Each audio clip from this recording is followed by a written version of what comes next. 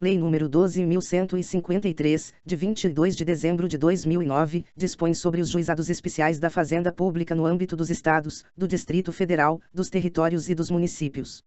O Presidente da República faço saber que o Congresso Nacional decreta e eu sanciono a seguinte lei. Artigo 1º. Os juizados especiais da Fazenda Pública, órgãos da Justiça Comum e integrantes do sistema dos juizados especiais, serão criados pela União, no Distrito Federal e nos territórios, e pelos Estados, para conciliação, processo, julgamento e execução, nas causas de sua competência. Parágrafo único. O sistema dos juizados especiais dos Estados e do Distrito Federal é formado pelos juizados especiais civis, juizados especiais criminais e juizados especiais da Fazenda Pública. Artigo 2º. É de competência dos juizados especiais da Fazenda Pública processar, conciliar e julgar causas civis de interesse dos Estados, do Distrito Federal, dos territórios e dos municípios, até o valor de 60 salários mínimos. Parágrafo 1º. Não se incluem na competência do Juizado Especial da Fazenda Pública: 1. As ações de mandado de segurança, de desapropriação, de divisão e demarcação, populares, por improbidade administrativa, execuções fiscais e as demandas sobre direitos ou interesses difusos e coletivos. 2. As causas sobre bens imóveis dos Estados, Distrito Federal, territórios e municípios, autarquias e fundações públicas a eles vinculadas. 3. As causas que tenham como objeto a impugnação da pena de demissão imposta a servidores públicos civis ou sanções disciplinares aplicadas a militares. Parágrafo 2º. Quando a pretensão versar sobre obrigações vincendas, para fins de competência do juizado especial, a soma de 12 parcelas vincendas e de eventuais parcelas vencidas não poderá exceder o valor referido no caput deste artigo. Parágrafo 3º, vetado. Parágrafo 4º. No foro onde estiver instalado o juizado especial da Fazenda Pública, a sua competência é absoluta. Artigo 3º. O juiz poderá, de ofício ou a requerimento das partes, deferir quaisquer providências cautelares e antecipatórias no curso do processo, para evitar dano de difícil ou de incerta reparação. Artigo 4º. Exceto nos casos do artigo 3º, somente será admitido recurso contra a sentença. Artigo 5º. Podem ser partes no juizado especial da Fazenda Pública: 1. Como autores, as pessoas físicas e as microempresas e empresas de pequeno porte, assim definidas na Lei Complementar no 123, de 14 de dezembro de 2006. 2. Como réus, os Estados, o Distrito Federal, os territórios e os municípios, bem como autarquias, fundações e empresas públicas a eles vinculadas. Artigo 6º. Quanto às citações e intimações, aplicam-se as disposições contidas na Lei no 5.869, de 11 de janeiro de 1973 Código de Processo Civil. Artigo 7º. Não haverá prazo diferenciado para a prática de qualquer ato processual pelas pessoas jurídicas de direito público, inclusive a interposição de recursos, devendo a citação para a audiência de conciliação ser efetuada com antecedência mínima de 30 dias. Artigo 8º. Os representantes judiciais dos réus presentes à audiência poderão conciliar, transigir ou desistir nos processos da competência dos juizados especiais, nos termos e nas hipóteses previstas na lei do respectivo ente da Federação. Artigo 9º. A entidade ré deverá fornecer ao juizado a documentação de que disponha para o esclarecimento da causa, acrescentando-a até a instalação da audiência de conciliação. Artigo 10. Para efetuar o exame técnico necessário à conciliação ou ao julgamento da causa, o juiz nomeará pessoa habilitada, que apresentará o laudo até 5 dias antes da audiência. Artigo 11. Nas causas de que trata esta lei, não haverá reexame necessário. Artigo 12. O cumprimento do acordo ou da sentença, com trânsito em julgado, que imponham obrigação de fazer, não fazer ou entrega de coisa certa, será efetuado mediante ofício do juiz à autoridade citada para a causa, com cópia da sentença ou do acordo. Artigo 13.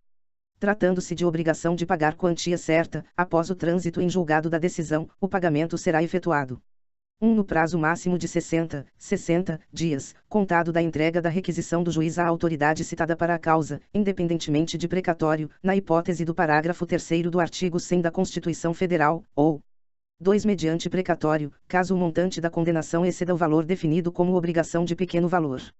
Parágrafo 1º. Desatendida a requisição judicial, o juiz, imediatamente, determinará o sequestro do numerário suficiente ao cumprimento da decisão, dispensada a audiência da Fazenda Pública. Parágrafo 2º. As obrigações definidas como de pequeno valor a serem pagas independentemente de precatório terão como limite o que for estabelecido na lei do respectivo ente da Federação. Parágrafo 3º. Até que se dê a publicação das leis de que trata o parágrafo 2º, os valores serão: 1. 40 salários mínimos, quanto aos Estados e ao Distrito Federal. 2. 30 salários mínimos, quanto aos municípios. Parágrafo 4º. São vedados o fracionamento, a repartição ou a quebra do valor da execução, de modo que o pagamento se faça, em parte, na forma estabelecida no inciso 1 do caput e, em parte, mediante expedição de precatório, bem como a expedição de precatório complementar ou suplementar do valor pago. Parágrafo 5º. Se o valor da execução ultrapassar o estabelecido para pagamento independentemente do precatório, o pagamento far-se-á, sempre, por meio do precatório, sendo facultada à parte exequente a renúncia ao crédito do valor excedente, para que possa optar pelo pagamento do saldo sem o precatório. Parágrafo 6º. O saque do valor depositado poderá ser feito pela parte autora, pessoalmente, em qualquer agência do banco depositário, independentemente de alvará. Parágrafo 7º. O saque por meio de procurador somente poderá ser feito na agência destinatária do depósito, mediante procuração específica, com firma reconhecida, da qual constém o valor originalmente depositado e sua procedência. Artigo 14. Os juizados especiais da Fazenda Pública serão instalados pelos Tribunais de Justiça dos Estados e do Distrito Federal. Parágrafo único. Poderão ser instalados juizados especiais adjuntos, cabendo ao tribunal designar a vara onde funcionará. Artigo 15. Serão designados, na forma da legislação dos Estados e do Distrito Federal, conciliadores e juízes leigos dos juizados especiais da Fazenda Pública, observadas as atribuições previstas nos artigos 22, 37 e 40 da Lei nº 9.099, de 26 de setembro de 1995. Parágrafo 1º. Os conciliadores e juízes leigos são auxiliares da Justiça, recrutados, os primeiros, preferentemente, entre os bacharéis em Direito, e os segundos, entre advogados com mais de 2 anos de experiência. Parágrafo 2º. Os juízes leigos ficarão impedidos de exercer a advocacia perante todos os juizados especiais da Fazenda Pública instalados em território nacional, enquanto no desempenho de suas funções. Artigo 16. Cabe ao conciliador, sob a supervisão do juiz, conduzir a audiência de conciliação. Parágrafo 1º. Poderá o conciliador, para fins de encaminhamento da composição amigável, ouvir as partes e testemunhas sobre os contornos fáticos da controvérsia. Parágrafo 2º. Não obtida a conciliação, caberá ao juiz presidir a instrução do processo, podendo dispensar novos depoimentos, se entender suficientes para o julgamento da causa os esclarecimentos já constantes dos autos, e não houver impugnação das partes. Artigo 17. As turmas recursais do sistema dos juizados especiais são compostas por juízes em exercício no primeiro grau de jurisdição, na forma da legislação dos Estados e do Distrito Federal, com mandato de 2 anos, e integradas, preferencialmente, por juízes do sistema dos juizados especiais. Parágrafo 1º. A designação dos juízes das turmas recursais obedecerá aos critérios de antiguidade e merecimento. Parágrafo 2º. Não será permitida a recondução, salvo quando não houver outro juiz na sede da turma recursal. Artigo 18. Caberá pedido de uniformização de interpretação de lei quando houver divergência entre decisões proferidas por turmas recursais sobre questões de direito material. Parágrafo 1º. O pedido fundado em divergência entre turmas do mesmo Estado será julgado em reunião conjunta das turmas em conflito, sob a presidência de desembargador indicado pelo Tribunal de Justiça. Parágrafo 2º. No caso do parágrafo 1º, a reunião de juízes domiciliados em cidades diversas poderá ser feita por meio eletrônico. Parágrafo 3º. Quando as turmas de diferentes estados derem à lei federal interpretações divergentes, ou quando a decisão proferida estiver em contrariedade com súmula do Superior Tribunal de Justiça, o pedido será por este julgado. Artigo 19. Quando a orientação acolhida pelas turmas de uniformização de que trata o parágrafo 1º do artigo 18 contrariar súmula do Superior Tribunal de Justiça, a parte interessada poderá provocar a manifestação deste, que dirimirá a divergência. Parágrafo 1º. Eventuais pedidos de uniformização fundados em questões idênticas e recebidos subsequentemente em quaisquer das turmas recursais ficarão retidos nos autos, aguardando o pronunciamento do Superior Tribunal de Justiça. Parágrafo 2º. Nos casos do caput deste artigo e do parágrafo 3º do artigo 18, presente a plausibilidade do direito invocado e havendo fundado receio de dano de difícil reparação, poderá o relator conceder, de ofício ou a requerimento do interessado, medida liminar determinando a suspensão dos processos nos quais a controvérsia esteja estabelecida. Parágrafo 3º. Se necessário, o relator pedirá informações ao presidente da turma recursal ou presidente da turma de uniformização e, nos casos previstos em lei, ouvirá ao Ministério Público, no prazo de 5 dias. Parágrafo 4º. Vetado. Parágrafo 5º. Decorridos os prazos referidos nos parágrafo 3º e 4º, o relator incluirá o pedido em pauta na sessão, com preferência sobre todos os demais feitos, ressalvados os processos com réus presos, os habeas corpus e os mandados de segurança.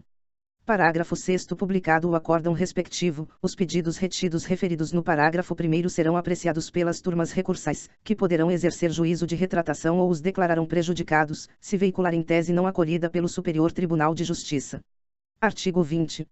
Os tribunais de justiça, o Superior Tribunal de Justiça e o Supremo Tribunal Federal, no âmbito de suas competências, expedirão normas regulamentando os procedimentos a serem adotados para o processamento e o julgamento do pedido de uniformização e do recurso extraordinário. Artigo 21. O recurso extraordinário, para os efeitos desta lei, será processado e julgado segundo o estabelecido no artigo 19, além da observância das normas do regimento. Artigo 22. Os juizados especiais da Fazenda Pública serão instalados no prazo de até 2 anos da vigência desta lei, podendo haver o aproveitamento total ou parcial das estruturas das atuais varas da Fazenda Pública. Artigo 23. Os tribunais de justiça poderão limitar, por até 5 anos, a partir da entrada em vigor desta lei, a competência dos juizados especiais da Fazenda Pública, atendendo à necessidade da organização dos serviços judiciários e administrativos. Artigo 24. Não serão remetidas aos juizados especiais da Fazenda Pública as demandas ajuizadas até a data de sua instalação, assim como as ajuizadas fora do juizado especial por força do disposto no artigo 23. Artigo 25. Competirá aos tribunais de justiça prestar o suporte administrativo necessário ao funcionamento dos juizados especiais. Artigo 26. O disposto no artigo 16 aplica-se aos juizados especiais federais instituídos pela Lei nº 10.259, de 12 de julho de 2001. Artigo 27. Aplicar-se subsidiariamente o disposto nas leis no 5.869, de 11 de janeiro de 1973 Código de Processo Civil, 9.099, de 26 de setembro de 1995, e 10.259, de 12 de julho de 2001. Artigo 28. Esta lei entra em vigor após decorridos 6 meses de sua publicação oficial. Brasília, 22 de dezembro de 2009, 188º da Independência e 121º da República.